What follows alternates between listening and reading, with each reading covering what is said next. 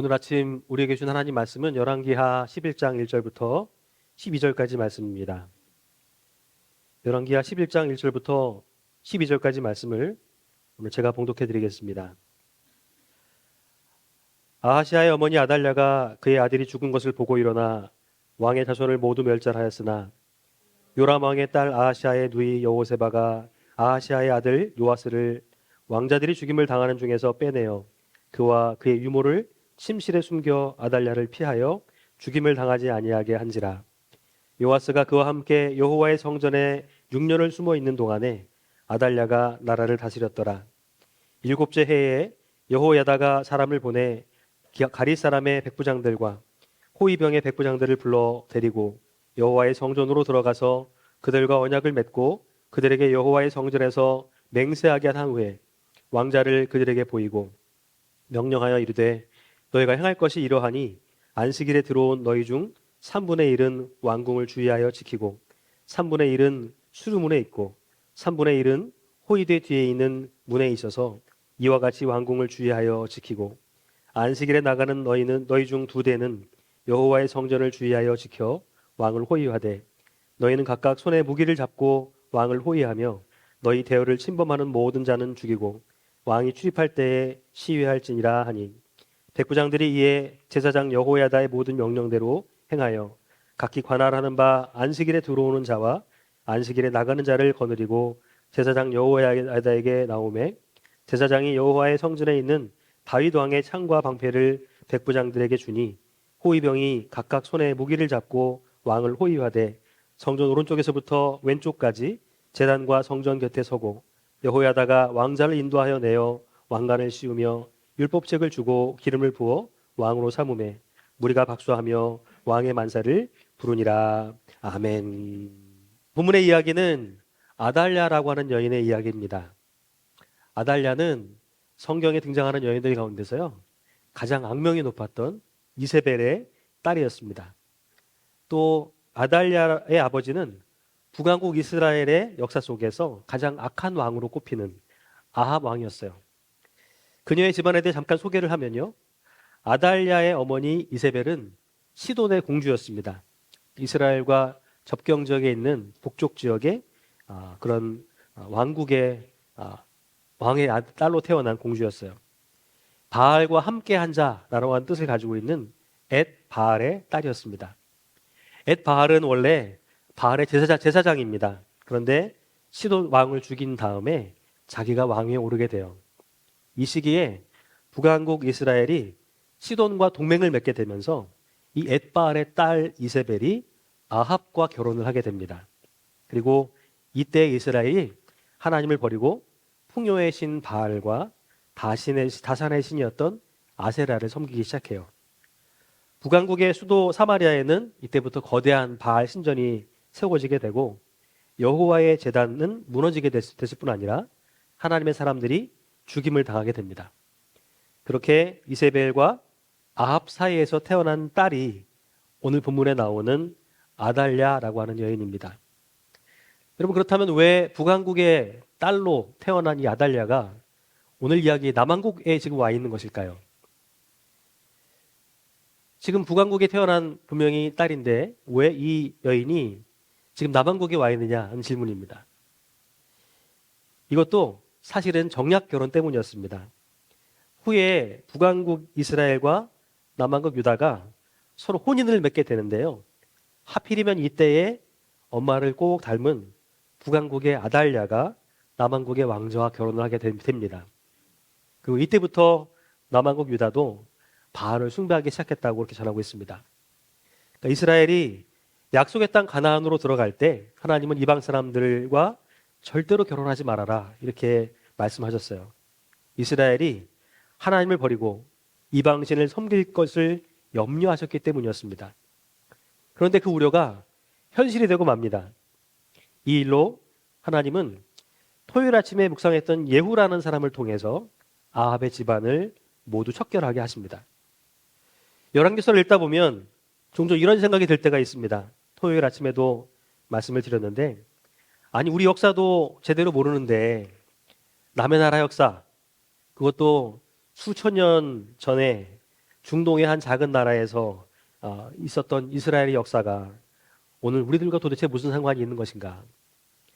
남과 북으로 갈라진 두 나라의 왕들의 이름도 비슷하고 제대로 된 왕들도 많지 않은 것 같은데 왜 이 헷갈리는 이야기를 우리는 읽어야 되는가? 무엇을 위해서 읽어야 되는가 하는 질문을 할 때가 있습니다. 그러나 우리가 이스라엘 역사 속에서 기억해야 할 중요한 것 한 가지는 하나님의 뜻입니다. 하나님의 뜻. 하나님의 뜻에 부합할 때 아무리 미미하고 비천한 존재라도 그들의 삶은 부유함을 경험하게 되었지만 아무리 대단하고 힘 있는 존재라도 하나님의 뜻에 벗어나게 되면 반하게 되면 그는 비참한 삶을 살게 된다고 하는 것이 이 왕들의 이야기가 우리에게 전해주는 첫 번째 교훈이기 때문입니다. 열왕기는 이처럼 하나님의 뜻대로 살았던 왕들과 하나님의 뜻대로 살지 못했던 왕들의 이야기를 반복해서 우리에게 전해주고 있습니다. 작고 연약하지만 하나님의 뜻을 따랐던 왕들은 모두 위대한 업적을 남겼지만 아무리 능력이 있고 대단한 왕이라고 할지라도 하나님의 뜻을 따르지 않았던 왕들은 결국에 몰락하고 말았다고 하는 것이 열왕기서가 전하는 메시지의 핵심이에요. 그런데 열왕기서에서 우리가 놓치지 말아야 될 또 한 가지가 있습니다. 그것은 하나님의 기준은 우리의 기준과는 다르다고 하는 것입니다. 열왕기에 등장하는 많은 왕들은 소위 금그릇이었습니다. 요즘 말로 표현하면 금수저들이었어요. 그러나 그들은 하나님께서 쓰시기에 합당하지 못하여서 결국 모두 폐기 처분이 되고 말았습니다. 열왕기에 등장하고 있는 왕자들이나 공주들에 비하게 되면 우리는 비천하게 짝이 없는 흙수저들일 수도 있습니다. 그러나 하나님의 시각으로 보게 되면 우리는 누구보다도 소중한 존재들입니다. 사도 바울의 말처럼 큰 집에는 금그릇과 은그릇뿐 아니라 나무그릇과 질그릇도 있어서 누구든지 자기를 깨끗이 하면 귀히 쓰는 그릇이 되어 거룩하고 주인의 쓰심에 합당하며 모든 선한 일에 준비함이 된다고 하는 것이죠. 우리도 깨끗하기만 하면 설사 나무그릇과 질그릇이라고 할지라도 하나님이 귀하게 쓰신다고 하는 것입니다. 이러한 관점에서 우리가 이 본문을 바라보아야 이 이야기가 오늘 우리에게 의미 있는 말씀이 되는 것입니다. 출신과 학벌, 신분과 지위를 중요하게 여기는 세상 속에서 우리도 때로는 주눅이 들기도 하고 목에 힘을 줄 때가 있습니다. 직장 어디 다니느냐에 따라서 힘이 들어가기도 하고 주눅이 들 때가 있다는 것입니다. 세상의 기준으로 살면 그렇습니다. 그러나 우리는 하나님의 기준으로 살아야 될 사람들이라고 하는 것이죠. 하나님께 쓰임받는 인생을 살아야 할 존재라고 하는 것입니다. 오늘 말씀을 듣는 여러분들은 하나님 뜻대로 사는 것과 하나님께 쓰임받는 자로 사는 것에 진심인 성도들이 될 수 있기를 축복합니다. 어떤 분은요, 열왕기서를 가리켜서 이스라엘의 반성문이라고 이야기합니다. 이스라엘이 패망한 뒤에 반성하며 쓴 글이었기 때문에 이것을 이스라엘의 반성문이라고 표현해요. 열왕기서에는 그만큼 많은 사람들의 후회가 담겨져 있습니다. 이 말씀을 듣는 우리들은 똑같은 후회를 반복해서는 안 될 것입니다. 새롭게 열어가는 한 주간에도 하나님 뜻대로 살아가는 일과 주인의 쓰심에 합당한 그릇, 귀하게 쓰임받는 그릇으로 살아가는 그 일에 더욱더 열심을 내시기를 바랍니다. 예후라고 하는 사람은 요즘 말로 하면은 금수저가 아니었습니다. 왕족도 아니었고요. 왕이 되리라고 꿈도 꾸지 못했던 사람입니다. 그런데 하나님은 그에게 기름을 부으시고 그를 통해서 새로운 역사를 써나가셨습니다. 그를 통해서 북왕국의 아합과 이세벨의 아들이었던 요람 왕을 벌하셨고요. 아버지 여호람의 뒤를 이었던 남왕국의 아하시아와 그의 형제들까지 모두 벌하셨습니다. 그런데 오늘 본문을 보면 이렇게 시작을 하고 있습니다. 아하시아의 어머니 아달랴가 그의 아들이 죽은 것을 보고 일어나 왕의 자손들을 모두 멸절하였으나. 이 말씀이 그냥 보면 아무 의미 없는 말씀처럼 보이지만 여러분 좀 이상하지 않으십니까? 아들과 그의 형제들이 다 죽었는데 왜 남은 왕족들을 다 멸했을까요? 왕위를 계속 이어나가려면 왕족이 있어야 되는 거 아닙니까? 남겨둬야 되는 거 아니에요? 그런데 왜 이 아달랴는 그들을 다 죽였을까요? 외할아버지 엣바알이 그랬던 것처럼 그녀도 자기가 왕이 되고 싶었던 것입니다. 그래서 명분을 쌓기 위해서 모든 왕족들을 다 죽입니다. 멸절해요. 치밀하게 계획을 세워서 군사들을 앞세우고 그들을 다 죽입니다. 그런데 이런 혼란의 와중에서 아하시아의 누이였던 여호세바가 아하시아의 외동아들 아달랴의 손자가 되겠죠. 요아스를 숨깁니다. 어디에 숨기냐면 하나님의 성전에 숨겨요. 그렇게 6년 동안 성전에서 몰래 키웁니다. 여러분 이게 어떤 의미인지 아십니까? 그래도 남한국 유다에는 아직까지 다윗의 혈통이 유지되고 있었다는 얘기입니다. 성경은 지금 많은 위기들이 있었지만 하나님께서 이스라엘과 맺은 언약을 잊지 않으시고 그 약속을 실현해 주셨다는 사실을 전하고 있는 것이죠. 만약에 요아스가 죽임을 당했다고 한다면 하나님의 약속은 실현되지 못했을 것입니다.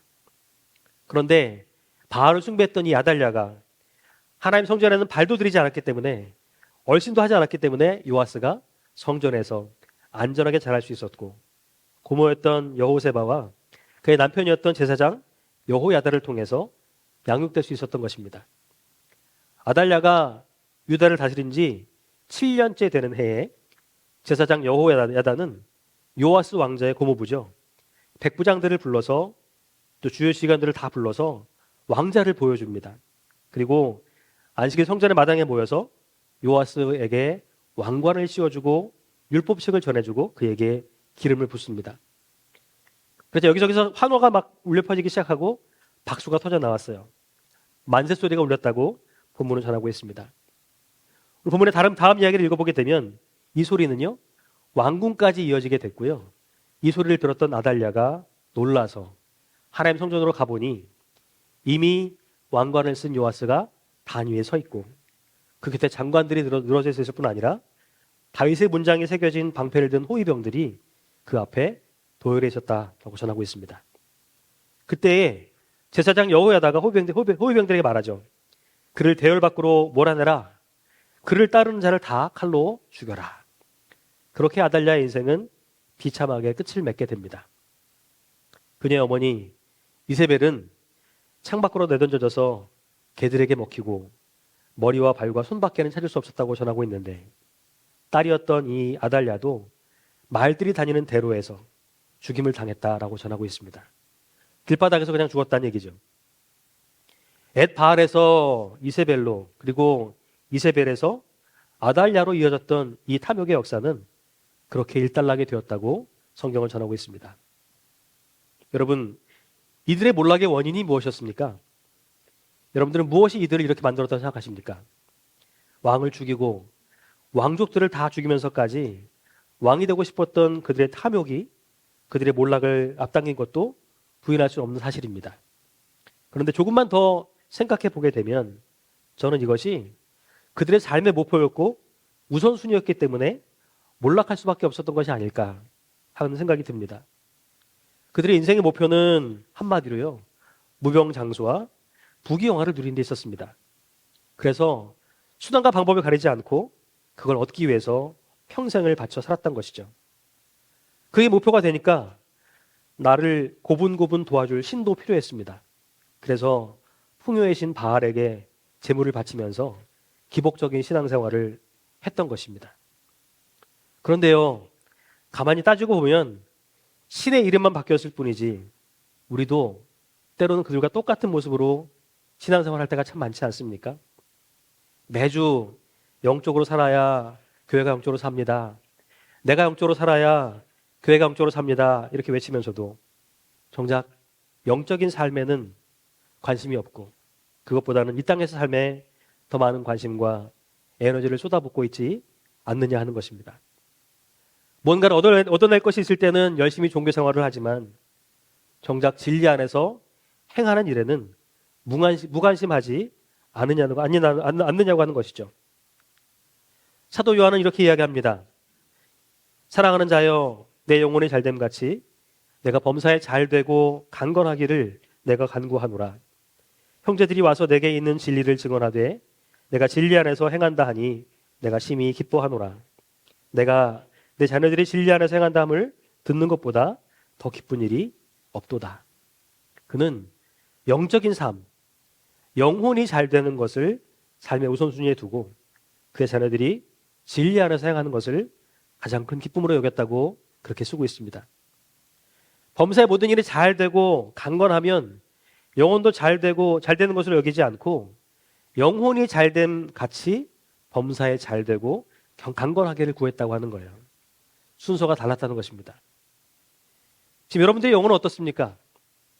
몸이 조금만 아프고 힘들고 피곤하면 약을 찾아 먹기도 하고 비타민을 챙겨 먹는 게 우리들입니다.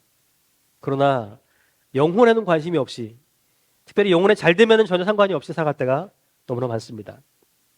이제부터는 영혼의 잘됨을 범사에 잘 되고 강건한 것보다 더 중요하게 여길 수 있어야 된다는 것입니다. 그리고 사도 요한이 이야기한 것처럼 종교 행위를 열심히 하는데 초점을 맞춘 신앙생활이 아니라 진리 안에서 행하는 것에 초점 맞추는 신앙생활을 하셔야 된다고 하는 거예요. 여러분, 예수님 이 땅에 계실 때요, 독사의 자식들아, 회칠한 무덤 같은 이들아 같은 말로 심하게 책망받았던 사람들이 누군지 아십니까? 이방인들이었나요? 아닙니다. 이런 책망받았던 사람들은 종교 행위를 열심히 했던 바리새인들이었습니다. 성경을 달달 외우고 매주 금식하면서 율법을 지키고 살았던 바리새인들이었어요. 신앙생활의 형식만 놓고 보게 되면 그들은 완벽했습니다. 그런데 내용을 자세히 들여다보게 되면 그들은 딱 거기까지였던 것입니다. 그들은 진리 안에서 행하는 일에는 전혀 관심이 없었던 것이죠. 여러분, 신앙생활이라고 하는 것은 내 뜻과 계획대로 움직여주는 신을 믿는 게 아닙니다. 진짜 신앙생활은 신의 뜻을 깨달아서 그 뜻대로 사는 거예요. 다시 한 번 말씀드립니다. 신앙생활은 내 뜻과 계획대로 움직여주는 신을 믿는 것이 아니라 신의 뜻을 깨달아서 그 뜻대로 사는 것입니다. 우리에게 성경이 필요한 이유는 이 말씀이 역사를 운영하고 계시는 하나님의 방식과 원리를 말해주기 때문입니다. 그리고 사람을 판단하는 하나님의 기준이 무엇인지를 말해주고 있기 때문이에요. 이 책은요, 신앙의 선조들에게 보여주신 하나님의 신실하심을 전하고 있다는 것입니다. 오늘 본문에서도 하나님은 아달랴의 모략에도 불구하고 요아스를 살려주시고 다윗과 언약을 끝까지 지키셨습니다. 지금도 하나님은 신실하게 역사를 이끌어가고 계세요. 그렇다면 이제 남은 것은 우리는 이 하나님께 어떤 태도를 취하고 있느냐 하는 것이겠죠. 열왕기 기자들은 이런 관점에서 왕들을 평가하고 있습니다. 조금 미숙하고 능력이 부족해도 하나님께 신실한 왕들은 좋게 평가를 받았고 그들이 다스리는 기간 동안에 왕과 백성들 모두가 평안을 누렸습니다. 그들의 영혼이 잘됨 같이 범사에 잘되고 강건함을 누렸다고 하는 것입니다. 그런데 능력도 많고 지혜도 뛰어나서 나름 국가를 부강하게 만들었던 왕이었다 할지라도 하나님에 대해서 신실하지 못했던 왕들은 모두 몰락하고 말았다고 하는 것이 열왕기가 전하고 있는 메시지인 것입니다. 아달랴가 몰락한 것은 그녀에게 능력이 없어서가 아닙니다. 그녀는요, 여왕이 됨을 통해서 충분히 그녀의 능력을 입증해 보였습니다. 아달랴가 다스리는 기간 동안에 주변 국가에서 유다를 우습게 보고 쳐들어왔다는 이야기나 그녀가 정치력이 부족해서 왕권 수립에 어려움을 겪었다는 이야기는 전혀 없습니다. 그는 벌써 6년 동안이나 왕권을 지금 수립하고 왕이 되고 있어요. 그런데 그럼에도 불구하고 그녀가 몰락했던 이유는 그녀가 끝까지 하나님께 신실하지 못했기 때문입니다. 저는 여러분 그래서 오늘 이런 말씀을 드리고 싶어요. 여러분, 능력보다 중요한 것은 신실함입니다. 하나님의 능력을 기대하시는 분이 아니라 우리의 신실함을 기대하는 분이라고 하는 거예요. 오늘 말씀을 듣는 우리들은 하나님의 신실하심을 바라보면서 하나님께 대하여 신실한 자들이 될 수 있기를 축복합니다. 여러분, 우리의 예배에서 신실함이 빠지게 되면, 우리 기도에서 신실함이 빠지게 되면, 우리 찬양과 우리의 섬김에서 신실함이 빠지게 되면 우리는 아무것도 아닌 것입니다. 형식만 남아있는 바리새인과 똑같다고 하는 것이죠. 그런 모습이 아니라 다시금 신실함을 되찾고 주님 앞에 신실한 자로 서기를 다짐하는 이 시간 될 수 있기를 주님의 이름으로 부탁을 드립니다. 함께 기도하시겠습니다.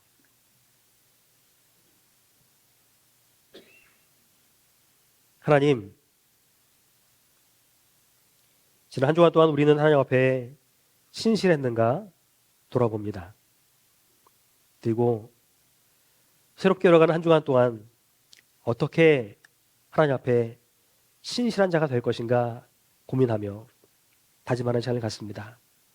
주님, 우리 모두가 주님 앞에 신실한 자들 될 수 있도록 인도하여 주셔서 끝까지 몰락하지 아니하고 신실함을 통하여 주의 일을 이루어가는 일꾼들 될 수 있도록 인도하여 주시고 주님께 귀하게 쓰임받는 그릇, 주님이 기쁘게 사용하시는 그릇들 될 수 있도록 인도하여 주시옵소서. 우리는 금그릇이냐 은그릇이냐 누가 그런 그릇이냐에 관심을 가지고 살아갈 때가 참 많습니다. 그러나 성경은 그들이 금그릇이었던 은그릇이었던 그것이 중요한 것이 아니라 나무 그릇이든 질그릇이든 그것이 중요한 것이 아니라 쓰임받는 그릇, 끝까지 하나님 앞에 신실하게 서는 그릇, 그 그릇들을 하나님은 귀하게 여기신다는 사실을 말씀을 통해 들었사오니 새롭게 열어간 한 주간에도 하나님 우리 하나님 앞에 신실하게 하시고 주님께 귀하게 쓰임받는 자들 될 수 있도록 인도하여 주시옵소서. 예수님의 이름으로 축복하며 기도하옵나이다. 아멘.